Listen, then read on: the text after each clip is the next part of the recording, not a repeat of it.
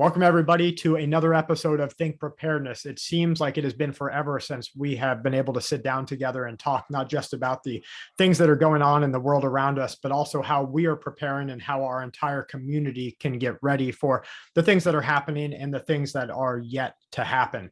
We were talking a little bit before this show, and we are, of course, missing one of our key components here, Nate from Canadian Preparedness, but we're thankful to have the rest of us in-house. We have Chris from City Prepping and Cliff, the Urban Prepper, and of course, myself from Full Spectrum Survival. And, there's so much going on right now that one of the things that we wanted to talk about, even more so than current events or those next stages of what might happen, is how they're affecting each one of us and how they're affecting our community. And I have to tell you, I told Chris and I told Cliff before the show started, I was going to bring it up in tomorrow's video at the time of this recording, but there is I want to call it a disease. The disease is fatalism. And I'm seeing it sort of eat its way into the preparedness community and into the homes of so many people that we love and care for. And I think it's because the gravity of what's happening in the world is hitting home for people, even when they don't fully accept what is happening, because they just don't see any reason to prepare. And I think it's important for all of us, maybe if we can talk about how we overcome fatalism or how we strive to continue preparing, and maybe we can give some hope to everybody out there that there is time to prepare and there's plenty of time to have a lot of fun with each other, and there's things to do now that will get our families ready for the future. So Chris and Cliff, have you guys seen maybe a similar trend in your comments or anything? Cliff, do you want to go first, or do you want me to? I'll let you go first. I was going to talk more locally, so not comments. But okay, yeah, I can say at least in my community, I wouldn't say I've seen a profound major shift. There's definitely, how would I put it? Concern. I mean, I hear it in the comment sections. What I've tried to do, so really focus the channel on so much lately is being really solution based. Periodically, usually once a week, we will bring up some kind of a topical issue that's impacting the community and will probably impact the community very soon. But overall, what I've tried to do is, again, balance everything with, yes, there is a concern, and I share that as well, but how do we begin to take practical steps? What can we do right now to control the situation? I know I know some may say, well, you can't really control what's coming next, and I understand that, but I believe personally there are so many, how should I put it, buffers that you can put between you and what may come next. And that's where I really want to encourage my community and try to push them in that direction, is keep focusing on the practical. My personality, I'm kind of let's get down to brass tacks. Let's find a solution to this problem. And but back to your original question, yes, I am hearing that in the community. It just seems like daily there's something new that comes out and it's hard to keep up with it. But that's the challenge of living in a 24-hour news cycle time of our lives, social media and everything else, where things are coming to us in real time. So yeah, definitely seeing it on my end. I think that you brought up something that's important for us to note, and that's actionable decision-making and things that you can do, because let's face it, we could all rack up a whole bunch of credit card debt. We could buy every piece of PPE gear. We could go finance a bunker. We could go do all of these things. But there's a point that we each need to navigate for our own lives, and that's doing what you can to a point that it doesn't burden you mentally, physically, or your family. Mm-hmm. And I think that that's a juggling routine right now for a lot of people. And Cliff, before the show tonight, was just talking about, if you follow his Twitter. Cliff, what's your Twitter handle? It's got preps, like got milk, but got preps. So. Okay, if you follow got preps, you will have seen that he just recently went to a father-daughter dance with his daughter. And right before the show started, I don't want to tell too much about what we talked about before the show, because a little bit of it was personal. But Cliff said, when I get old, I won't feel like I could have made and should have made another video about what was happening in the world. Instead, I'll have wished that I spent more time in another father-daughter dance. And I think that really touches where we're at today, and that we need to take that time and spend that time with family. Cliff, you said you had some things going on in the local environment. Would you share those with us? Yeah, so I haven't, well, back to the original question, I haven't really sensed that from an online, but I've been kind of detaching a little bit from some of the online things and really trying to buckle down within my own personal preparedness. I always consider myself to be a prepper first and a YouTuber second for that. So for every hour that I'm spending on a YouTube video, I could be working on my potatoes or working on Sure. some tomatoes or working on these other things. So that's what I've been, since a lot of the stuff that's been happening with international affairs has been going on, really diving into that locally. But I'm finding kind of the opposite, where people are reaching out, even not necessarily people that maybe made fun of you for being a prepper previously, but I'm getting a lot of Okay. questions and a lot of requests for stuff locally. Like or my school contacted me. They know about my interest in emergency preparedness, and they want to improve like the school bunker or the for the church that it belongs to too. So there's different communities that are reaching out that are wanting to get more prepared. They don't know where to start. I think some of the course information that Chris has spun up would be really good outlets for them as well. But I've been finding that people are aware of this. I find that people when it's something happening across the world, it's more of a statistic for them. It's not real people. Sure. And over the I try to think of like the real people, and I've had in the last couple of years, I have some family members that they adopt. They're into a family adoption, and they have a adopted child that Okay. from Ukraine. It was in a horrible orphanage at the time, and she has a really great life now, really flourishing. And there was this That's kid awesome. that they were trying to bring in another kid that was more like a temporary thing over the summer. His name was Misha, and I don't speak Ukrainian, and he didn't speak English, but we spent the summer playing chess together. That was like our common thing, and we would have Google Translate, and we'd be talking to each other and talking That's smack and awesome. everything.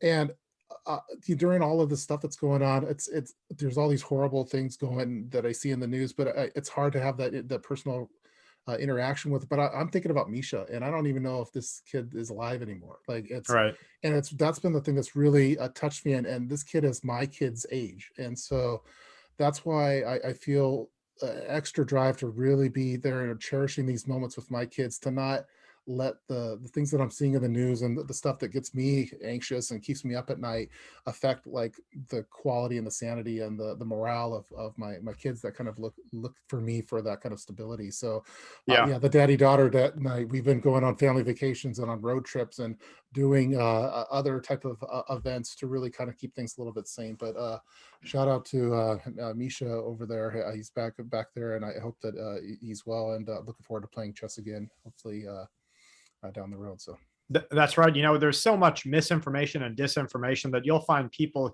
that want to cherry pick what is happening and why it happened, to what's going on across our world. But you're right. You have to personalize it a little bit, or familiarize yourself with empathy, on what is happening to other people. We have a friend that we play Counter-Strike, an online shooter game with, and he's from Turkey, but he's getting his PhD here in America, and he has family that's back in Turkey. And no one barely talks about Turkey right now, but Turkey is undergoing one of the worst financial crisis events that they ever have. You have $600 rent suddenly jumped up to become $1,800 rent. People are just being priced out of their lives, basically. And unless you're in a government position or a very stable position, you don't have the ability to, pay for food and pay for lodging and everything. And so he was telling me a little bit about how his family is dealing with that. And it was like, okay, well, we see everything that's happening. It becomes very, I don't want to say glorified, but definitely amplified on the news.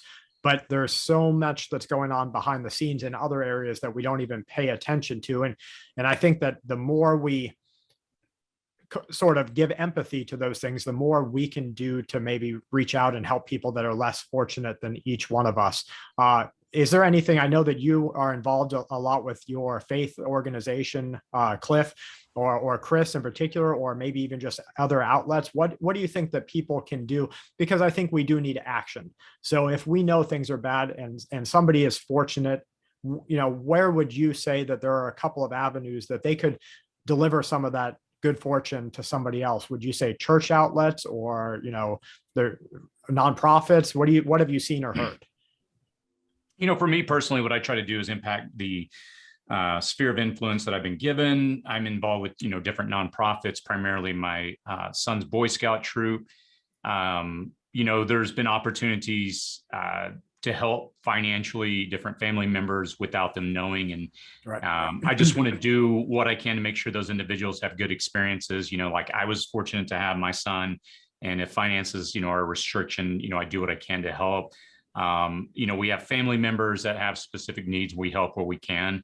And I know some of us have become jaded, to give to certain organizations, because it always seems like you hear about finding out all the administrative fees and how these people are pocketing. And, Sure. It's easy to get kind of callous and cynical about that. But, what I personally do is there's things that interest me. There's things where I see real impact happening.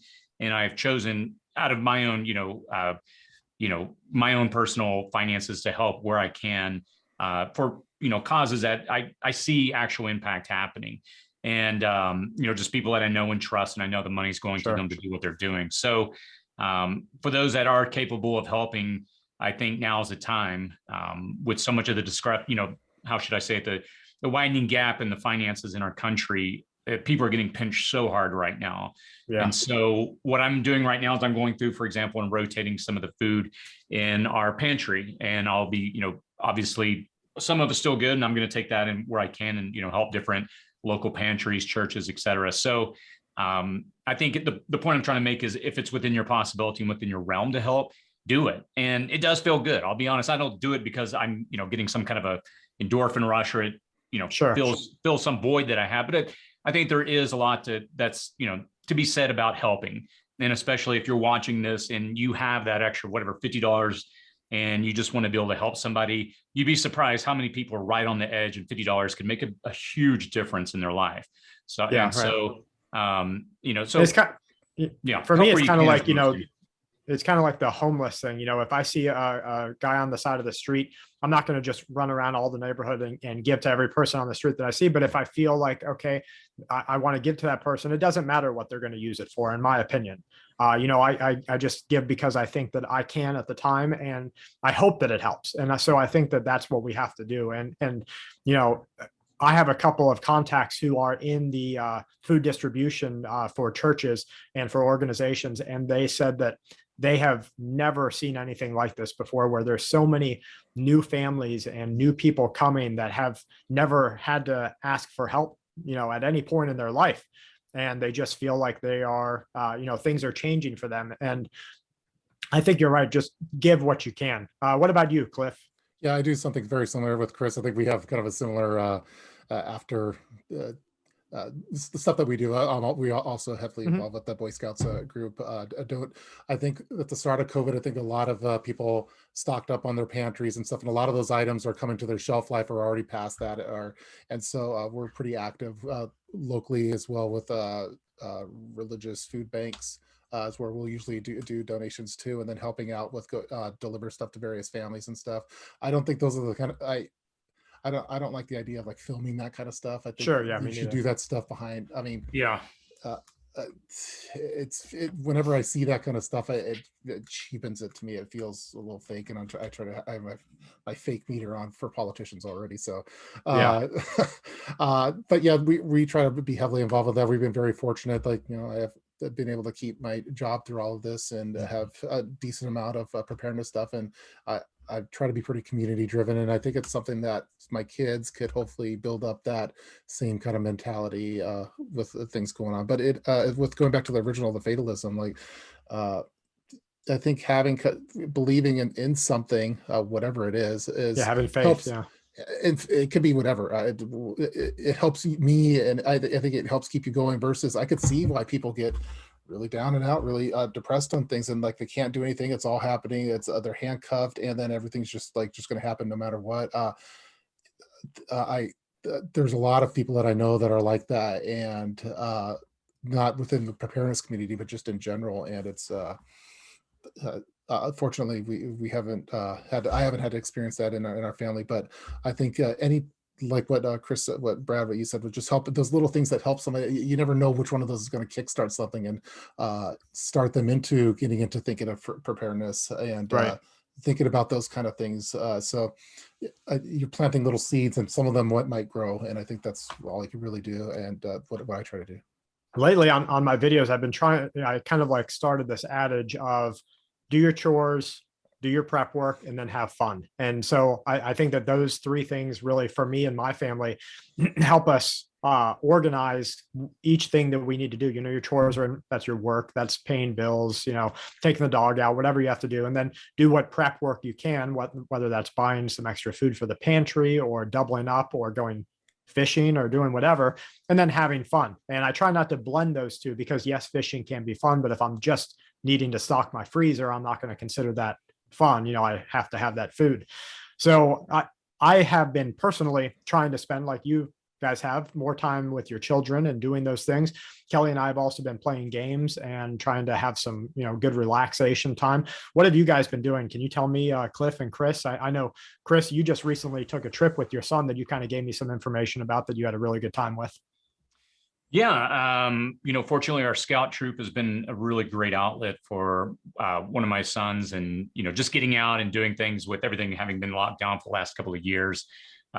His troop is, super active. We did a trip on the Colorado River. We deployed at the bottom of Hoover Dam, and it was, just an amazing time. And, my son, it's having to pull him out of this environment, being indoors for the last couple of years. It's been a lot of work, but it's been, really, it's going well. And he may put up kind of an initial, like, hey, I don't like this is not fun, but I know that he is enjoying it. And these are going to be memories that will be forever formed. And, so all that to say, I'm trying to find activities where I can that, will hopefully build some camaraderie, some, deepening of our relationships in our family, where we can and where we can afford it. So it doesn't have to be something big. I mean, just taking out, going on a camping trip, going on a road trip, something to engage each other is really what we're trying to focus on right now.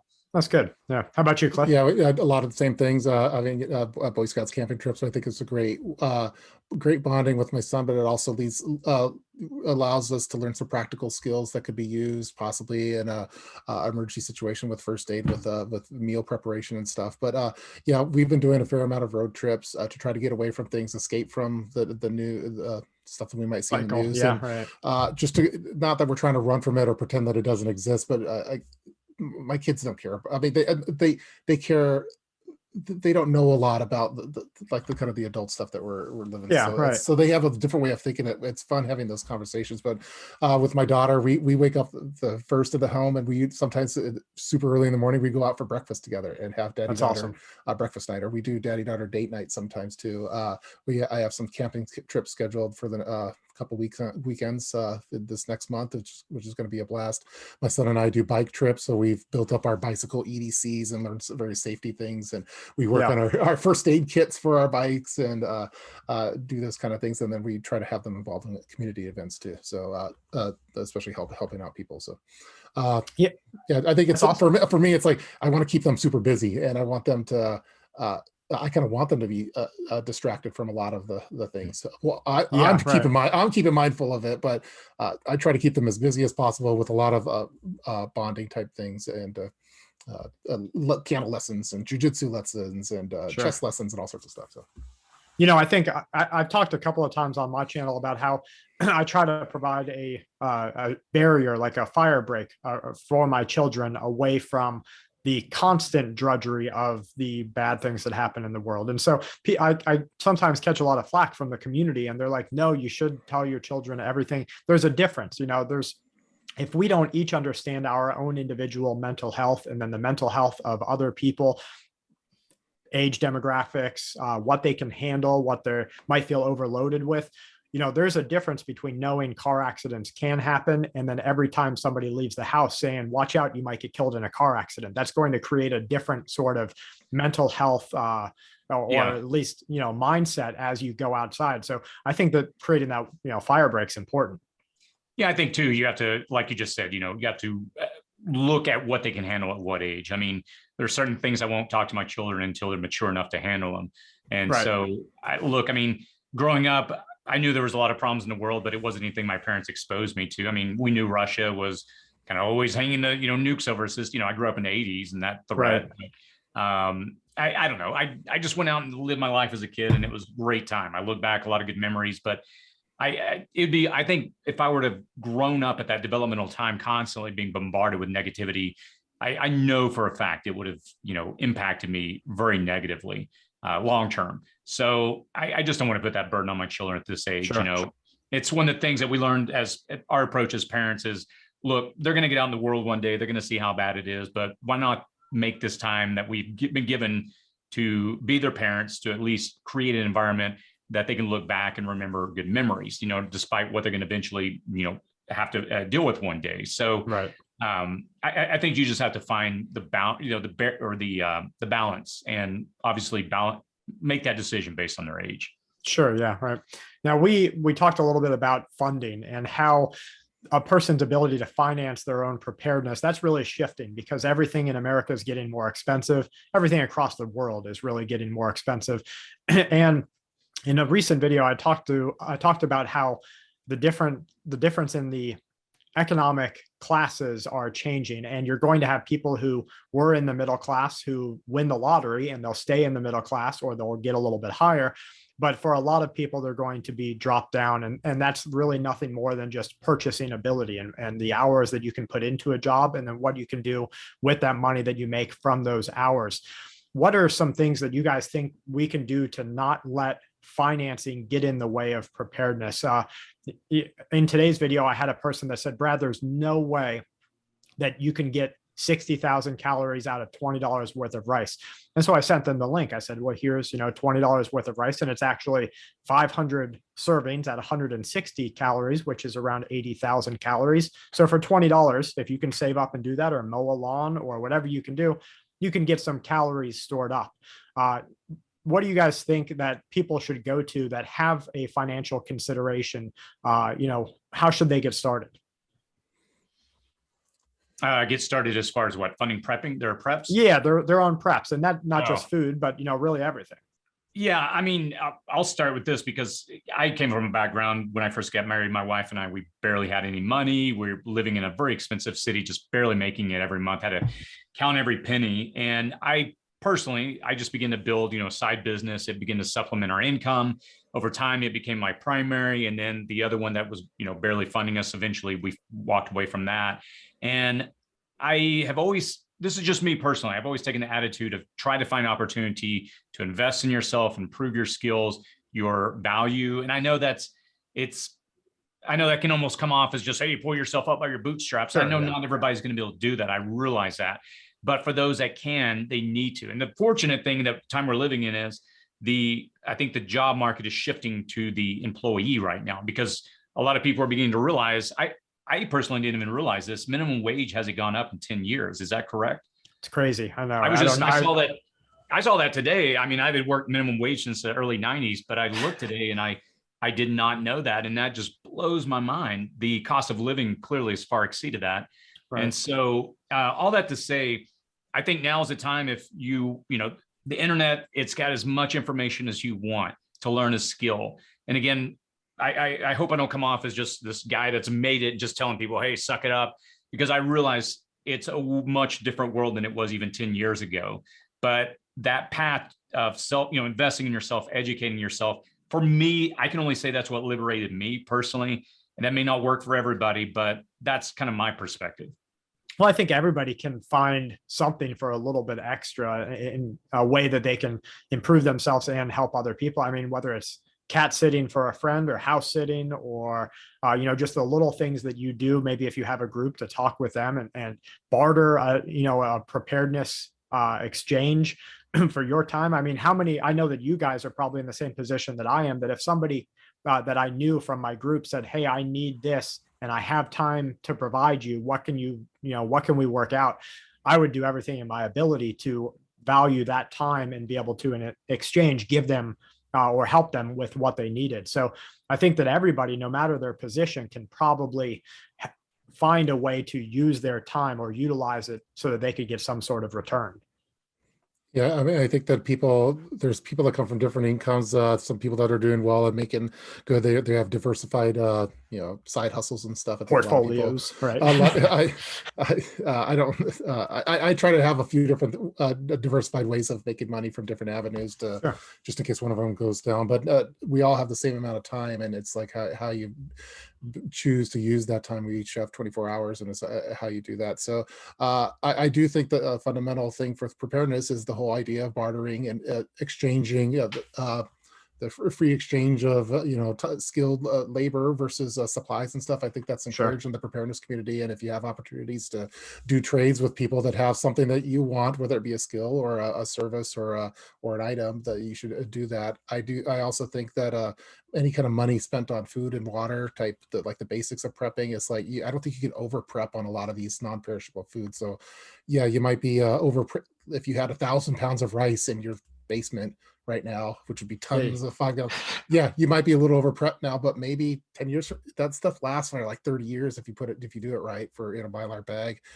You might not be over prepped. You might be able to supply rice for your whole neighborhood for a period of time. So I do think that making the smart purchases for the preps that you're having. I think historically in the preparedness community, especially on YouTube, I think we've been more gear oriented. Sure. And part of that's, we as YouTubers will try to, this is a great backpack. By the way, it costs $300. You could buy, $300 worth of chicken and can it, or you could get this backpack. So in a way that's been kind of a negative thing but we've, as was part of the history with the online preparedness community. But I think being pretty selective now with where you're investing your money at, because man, the gas is just, it's been hurting. Every time I go to the gas station, it's $85, and that's $85. That's like an extra, 30 How much bucks. is gas there right now there?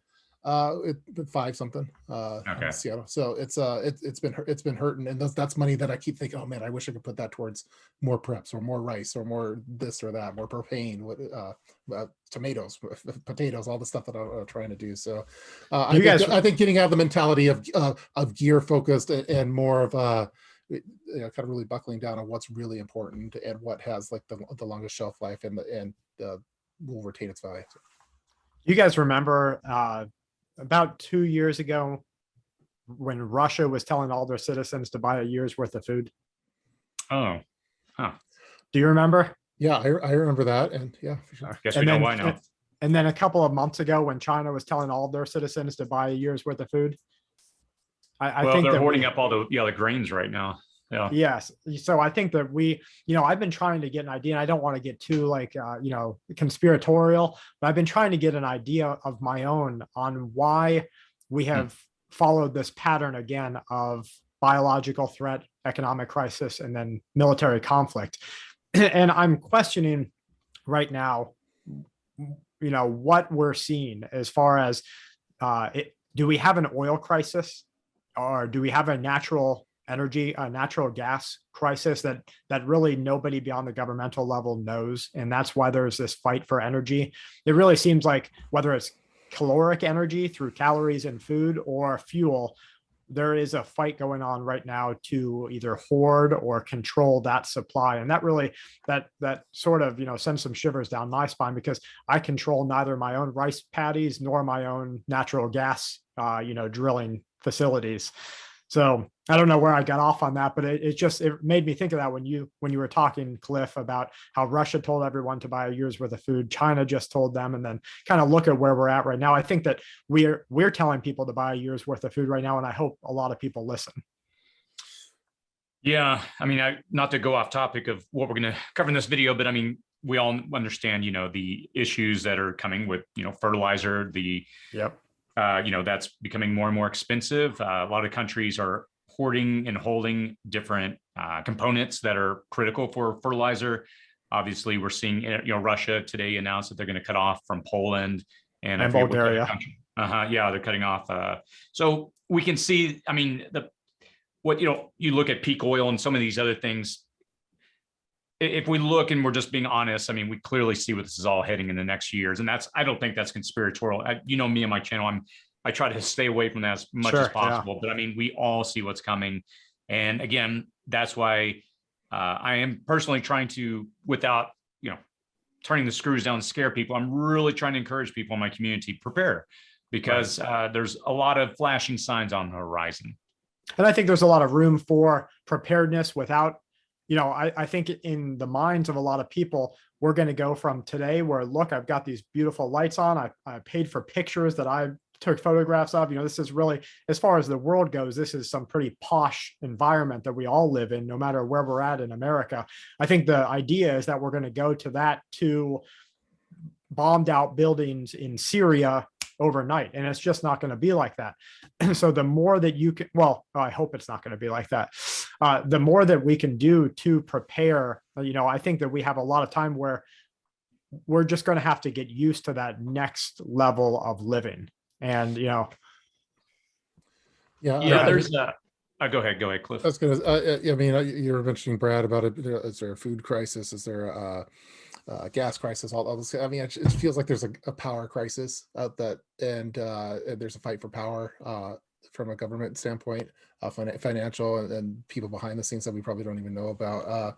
I remember about when it was Russia telling their citizens. I feel like in the U.S. we don't. I mean, we're all in the U.S. and I don't think that our government officials are really encouraging us in the same way as others are for that kind of, like the Church of Latter-day Saints, like the LDS, that they've been saying it for years, and I've always been really inspired by, like, oh yeah, I grew up with families that where they had the year's worth of supplies, and that's where I get my wheat from, actually. But I wish that they hate coming to, whenever they come over to the house. I love it because they want to talk about, I don't know why I got on this tangent, but I always talk with them about the number 10 canning, and I talk about hey, what wheat do you got over in the warehouse? And they're like, whoa. But they didn't know they came over to a Pepper's house. But that said, I do feel like there's a huge power crisis going on, the power of information, like the stuff going on with Twitter. Look at Twitter. You had talked about that before. I mean, let's face it, Twitter makes as much money yearly as Olive Garden does. So why did Musk pay $44 billion for an Olive Garden chain? I didn't know that was the well. Actually, Olive Garden actually makes more. Olive Garden makes $4.1 billion per year annually. Jeez. Twitter made like 3.8. Olive Garden, the restaurant with the breadsticks. The restaurant, exactly. Never ending. Are you sponsored by them? I think you're sponsored by them. Where's the affiliate link? I did not know that, but I don't see why you need that much staff, or I didn't see how Twitter made money. Like it seems like it's built.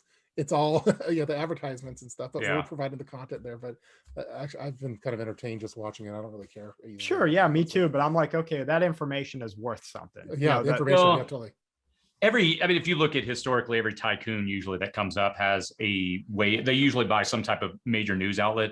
Sure. You go back, I forget who it was, 70, 80 years ago, if it's Carnegie or which one I was studying. But obviously, Bezos has, Washington Post, WAPO, and then, here comes Elon, with his way of controlling information.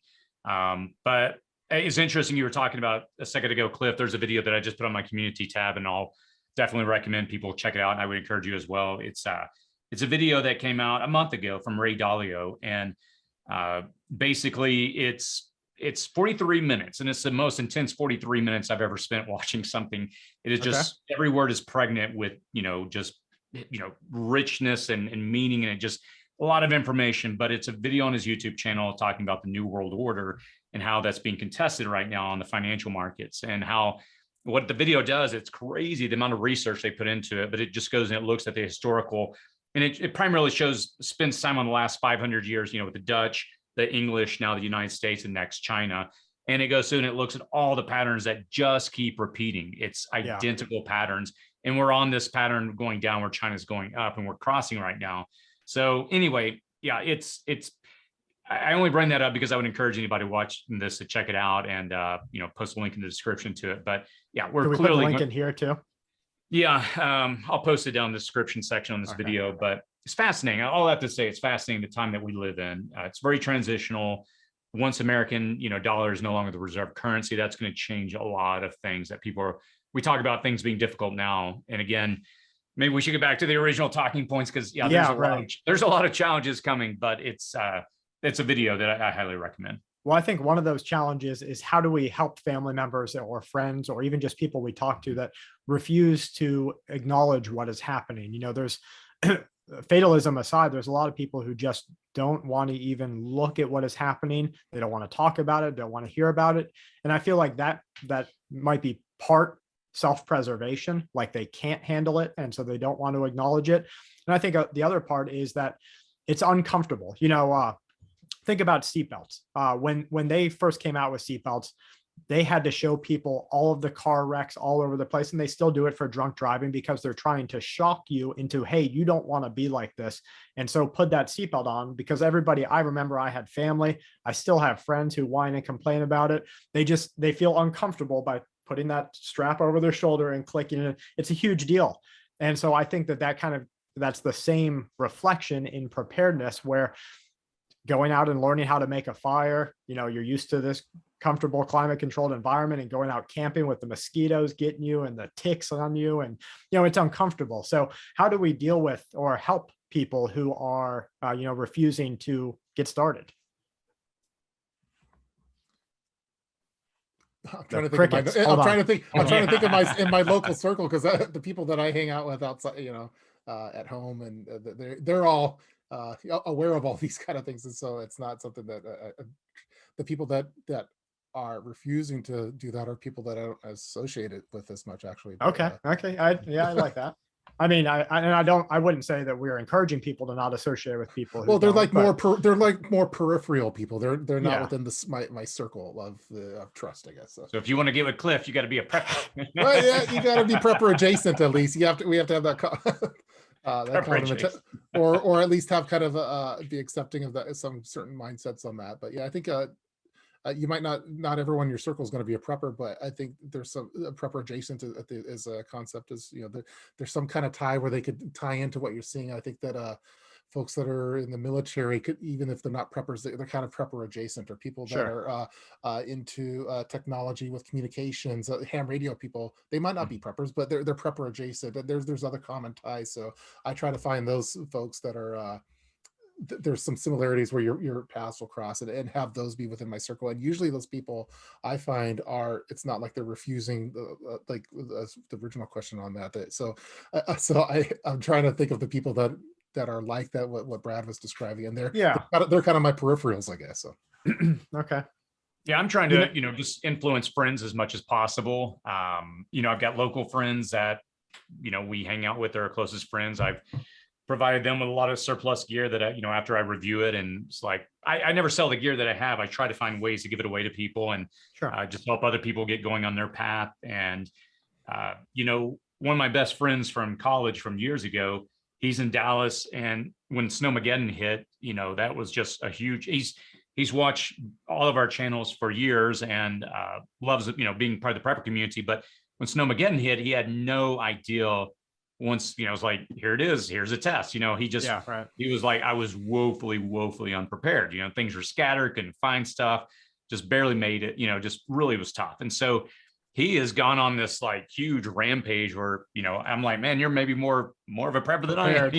Yeah, right. It was just such a wake up call. So all I can say is, within my ability to try to influence people.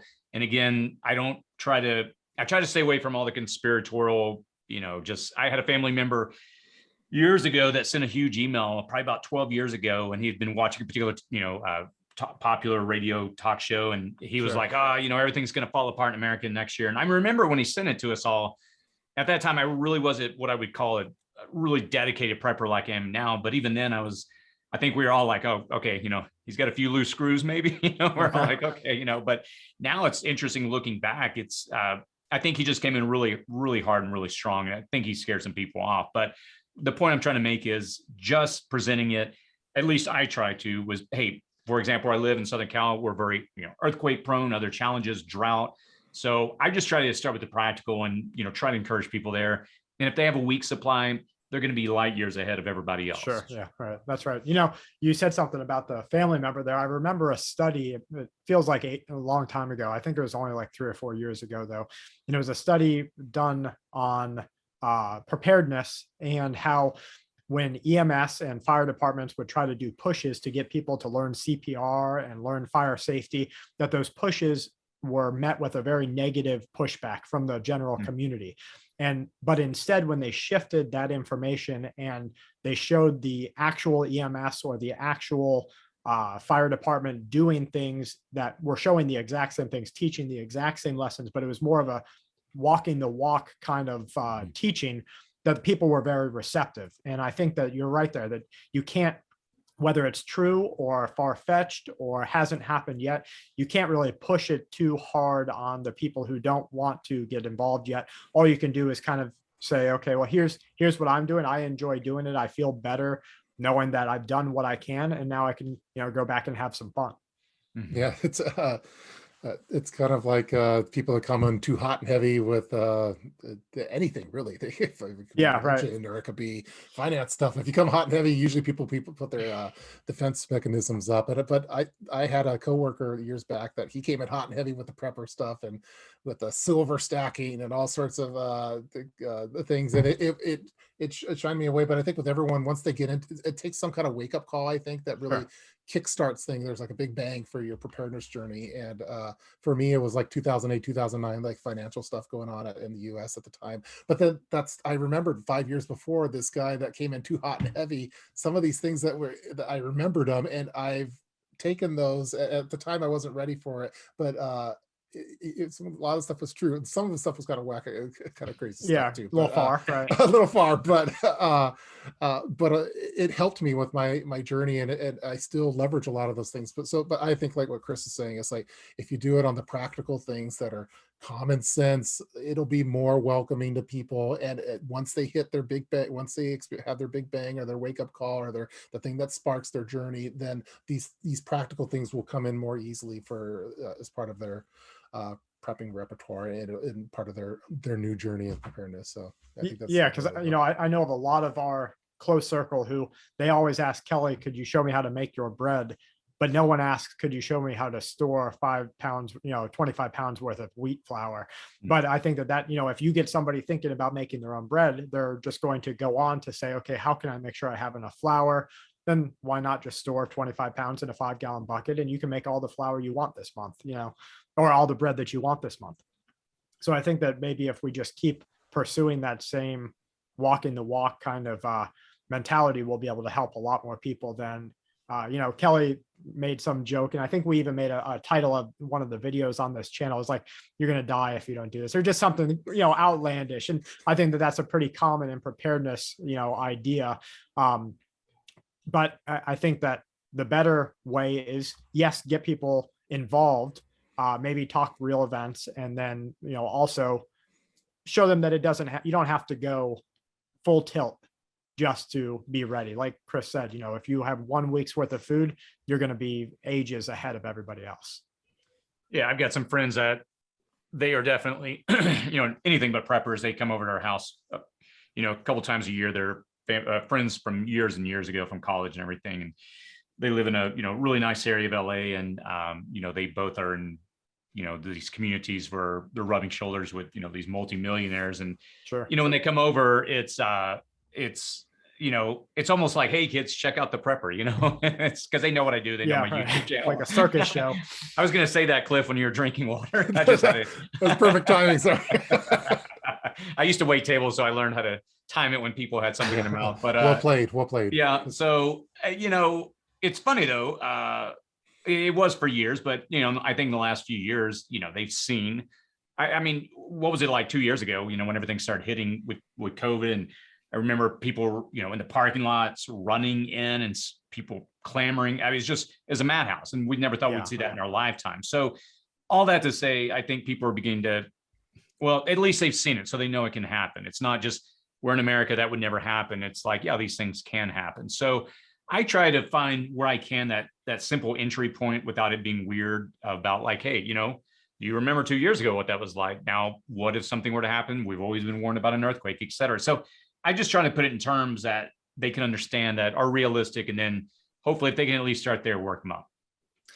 Now, if anybody watching has any ideas, please put them in the comment box, or really any of the talking points that we have covered today. Let us know, because we're not masters of anything. Even though we've been doing the preparedness game for a long time, and we each have our own, areas of interest, there are people watching who are great at winter survival. There are people watching who are amazing at wilderness survival, or communication or community building. For me, if somebody asks me, Brad, how do you get 10 neighbors to all be on the same page all the time, I'm like, oh no, that's not happening. That's not my forte. But there are people who will usually just have a special knack with that, and they can kind of keep the peace. So let us know in the comments if you think of any ideas there. What do you guys think about mental health into the future? I talked recently about how we're already seeing substance abuse just really skyrocket. And I've had a couple of mental health professionals who have reached out to me through email, and they've said it's just overwhelming. They're having people who kind of can't, they're either choosing to escape through some sort of substance, or they're having a general hard time. How do you guys personally, and I guess this is really a personal question, how do you keep your family grounded? Because then we can help other people who have families to help keep them grounded. For me, it's just kind of a lot of it's electronics driven. I think for the stuff that my kid, what I found, especially over the last few years, I think everyone's kind of they're down and out, and they go towards something that will hit the booze bottle. I think I've probably hit the booze bottle more in the last 2 years than in previous 5 to 10. But my son, for example, is diving into Minecraft or Fortnite. And I think when you turn all that, I mean, some people go big on to surf on TikTok all day long and waste the whole day because they don't want to think about the real stuff going on. Or they go on Twitter, and I think Dave Chappelle had a good quote, like, Twitter's not a real place. Like, it's not. So all the stuff that's happening there, really, it's what's real is the the stuff that you're doing outside with the electronics turn off. And so we really try to do the no electronics type thing, and tuning that off, and that helps. For me, I try to keep. I have to keep my kids sane through all of this, because I've been worried about the long-term effects of especially last 2 years, what that's going to do to the kids 5 years from now, or what they'll think in certain situations. So I think first step, I think is to turning off electronics when you can. I mean, you still have to do it on occasion, and stuff that happens in real life is more real. But now we don't have Nate here, because I would ask him how much of a part, because he's our regular muscle guy. I would ask him, how much of a part of diet and exercise he feels plays a part in a person's mental health. For me, I think that diet and exercise, more than maybe the biological or the chemical reaction that takes place during either consuming a good diet or exercising a lot, for me, it's really getting out there and doing it and pushing through it that helps me personally. What about you, Chris? Do you think diet and exercise has a big play in mental health? Oh, absolutely. What's his name? Russell Brand. He's got his, YouTube channel, and I've watched it on a few occasions. And there's one that he was talking about, depression. And he, mentioned that, look, I mean, confining yourself, indoors all day, not, eating correctly, not exercising, all these things that we know we should be doing. They, by doing the opposite, obviously doesn't guarantee that you're not going to be in a state of depression, but it sure puts you in a good position if you can do those things, getting out, exercising. And so for me, I've been fortunate, exercise and diet. Well, exercise really has been a part of my life for as long as I can remember. And, I'm trying to really focus on diet here lately. I put on a few pounds after I did the marathon. For a while, I quit running because I was kind of like, I've done the goal, and I've accomplished it, and it had some injuries. And so I'm having to ease back into it. I found finally something that works for me to exercise, and it's been great. But even for me, without going on a tangent, I mean, I've been trying to back off caffeine and other things that, overstimulated my adrenal glands over time. I've kind of gotten a little bit of a strong addiction there because I stay so busy. So all that to say, I guess back to your main point is I'm trying to, at this point in my life, focus on how do I become healthier? And it's helped me tremendously. And to the mental health issue, I mean, like all of us, it's easy to get fixated on all the problems. But for me, I find solace in saying, okay, I get what's coming. How do I take care of myself? And how do I actively prepare for what may come? And that's all I can do. And so I've just had to be careful not to focus on so much negativity. And it's hard. I mean, because every day it's like you turn on, like, I did not know that's happening now. And so I don't know. I'm just trying to say, well, it's probably going to get worse. And I think that's the conclusion I've come to, not to be too overly fatalistic, but all that to say, I've got to take steps now to prepare. Yeah, right. Okay. I watched this video just like 48 hours ago, and it's from a really great woman. Her name is Barbara Heffernan, and she's a cognitive behavioral therapist. And she has some videos on YouTube. I don't have any affiliation with her. I've just seen her videos actually help people. And she did this thing the other day that I'm probably going to butcher. She was talking about the second arrow and how if you, let's say you're walking down the hallway, and here's how she framed it, and you stub your toe on the wall, that's the first arrow. That's the first time it hurts you. But if you get mad or you yell out or you do things further than that, that's the second arrow, because it hurt you twice, instead of just accepting that this is the way it is. It hurts. I know there's going to be pain here, and, kind of moving forward. And I think that that's how I'm starting to try and think about, like you said, you turn on something, you're like, oh, that's how we're dying today. Okay, that's great. And instead of really focusing on that, acknowledging that happens, let that first arrow hit, but then don't let the second arrow hit, and say, okay, I have a plan. I'm going to stick to my plan. I'm going to keep going with my preps, and then I'm going to put it away, and I'm going to, enjoy the rest of the day, because otherwise I think it can consume you. And that's when you let that second arrow really implant itself. Yeah.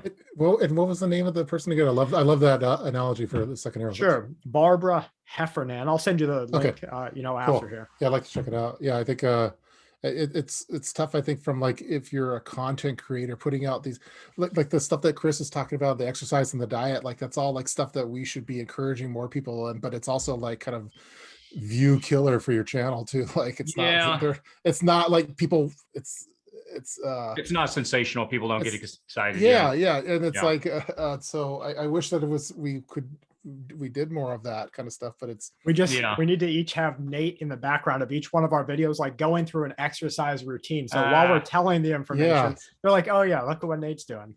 Yeah, he'd be a good coach for you.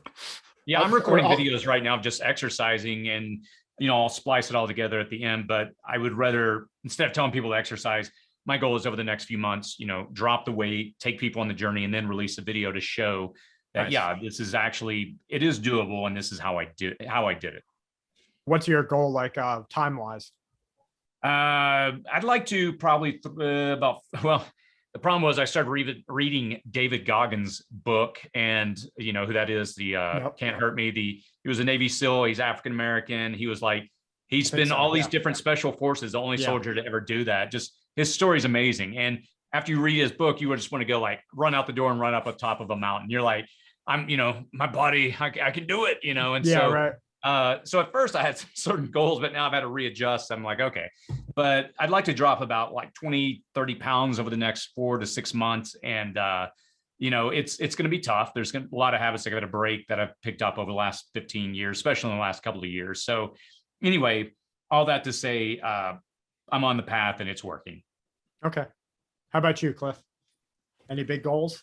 Oh, geez. My wife has a lot of goals for my exercise program and health, and she sent me a text the other day, because I was sometimes you burn the candle from both ends, because guys, we're hustling all the time, we're working and doing this and that, and she's like, you're no good to us dead, is what she said. So, but she's right. Does she watch our channels? She calls our talk the doom zoom, because I told her about that too. Okay. But yeah, I found that you got in an unhealthy pattern of, okay, drinking coffee all day long in the morning to amp up, start cranking. Okay, let's write some code. Let's do this. Okay, I can't. Now I'm up. I've watched a Brad video. Now I'm staying up all night thinking about some stuff. And then, all right, let me hit a couple things of bourbon and go back down to sleep. And okay, tomorrow, okay, let's do the same thing over again. So I think getting out of those kind of negative cycles is, I find that, I take that personally. It's kind of like, well, like I'm just playing with you. Yeah, you're like a lot of my mind starts racing at night, and I have a hard time. I have a hard time sleeping sometimes. So because all these topics, they scare me, and then it makes me want to go do more stuff, and I have to like, no, it's 2 a.m. You can't start this whatever project, whatever. Yeah, right. Your wife will walk down, and you'll be like Mylar bagging stuff just for no reason. Yeah. So. That said, I think the weight loss is is important. Being in that healthy weight, I think getting into intermittent fasting is something, a goal that I want to get into. I think that's like the diet of preppers in the future. I think that's how we humans are supposed to probably live. We got into this whole, okay, you have to have breakfast, lunch, and dinner every day. Sure, yeah, and like maybe not.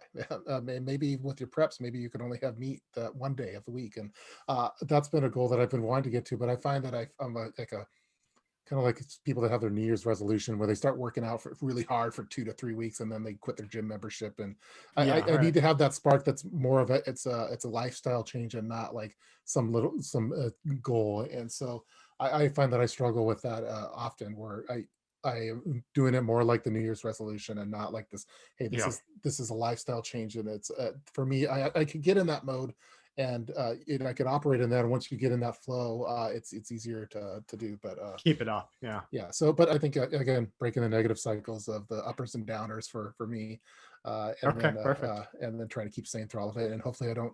And again, I'm no good to my family dead. So.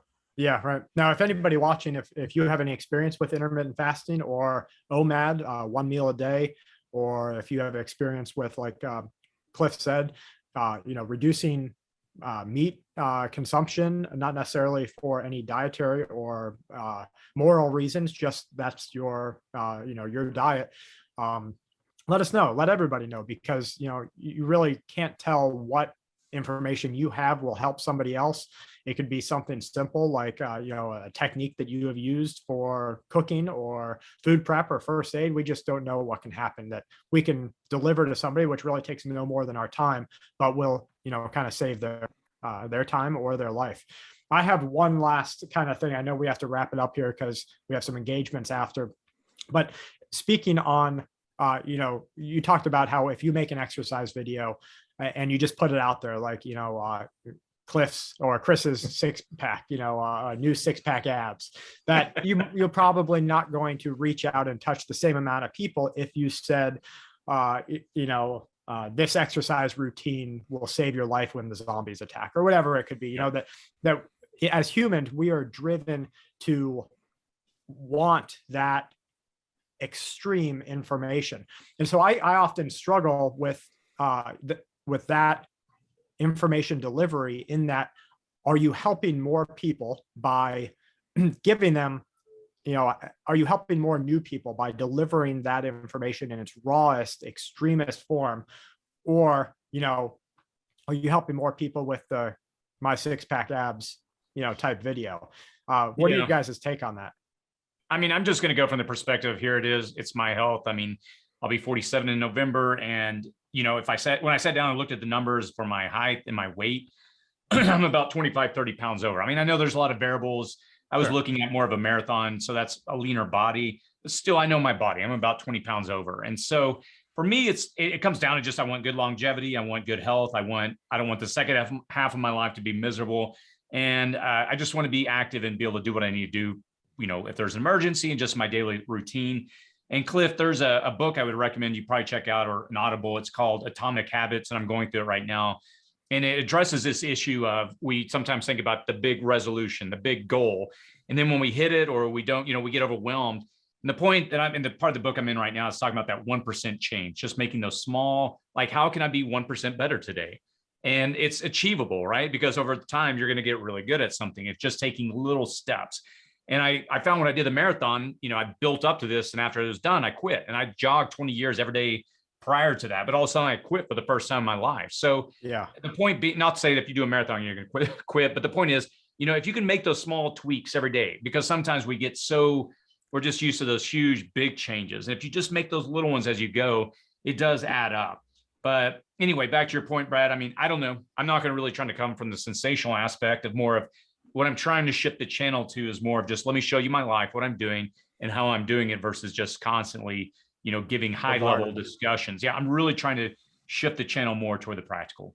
Well, we'll be here for it no matter what you do. And Cliff, we're looking forward to you getting back in there. Please include us in some way in the father-daughter dance, so that we, we don't miss you for so long. Guys, if you have anything that we missed talking about today that you really wanted to see us bring to the discussion table, please leave it down in the comments. If you, I keep doing this on my channel. I hope that maybe you guys can adopt it with your channels. If you guys have a question, leave the word question first, because it lets the other viewers come through and they can go through and look just for questions. And that's a free way that we can all help other people, is just go find one question that someone has.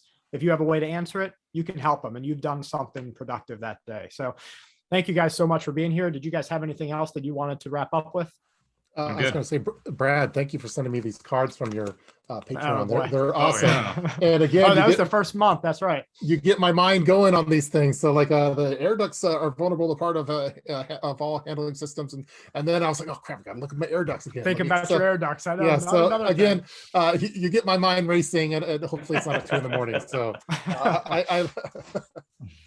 but yeah, guys, thanks for sending those. But hey, no problem. And thank you each for being here with us and taking the time out of your day to spend here with us. From my family to you and yours, and from Cliff and Chris to your families, please stay safe and keep watch.